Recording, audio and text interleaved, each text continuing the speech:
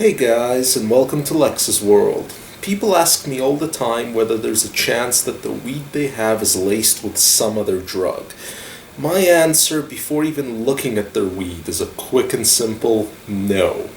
So how can I be so sure that somebody's weed isn't laced?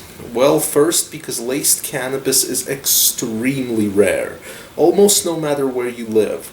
Most regular smokers will go years or indefinitely without running into laced weed. The odds of it happening are way below 1%. But then, why are so many people scared of laced weed?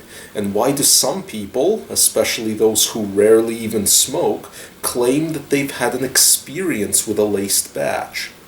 Well, one huge reason is that people experience greenouts, and not realizing what a greenout is, most will not do any research and simply assume that it happened because the weed was tampered with.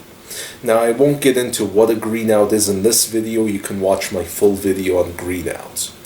Now, the other classic fear is, well, what if there's a dealer who's trying to get you addicted to a different drug, so they sneak some of that into your pot? Well, that's an old dare myth, but if you test that logic from a practical perspective, it quickly becomes obvious why it's false when it comes to marijuana. First off, if a dealer gives you laced weed and you smoke it, for most drugs that he could add in there, you'll know with 100% certainty that what you got was laced. That probably hurts the odds of you going back to him again, and losing return customers is really bad for dealers. Secondly, if a dealer laced your weed, then he laced it with some other, probably more expensive drug at his own expense. So he's potentially out a customer and money on that initial transaction. And third, there's a very high chance that somebody will get really mad about their weed being laced and take revenge on that dealer by tipping him off to the cops, for example. So no matter which way you try to slice it, marijuana sellers in the black market typically don't lace with other drugs, because if they do, they probably aren't going to last very long.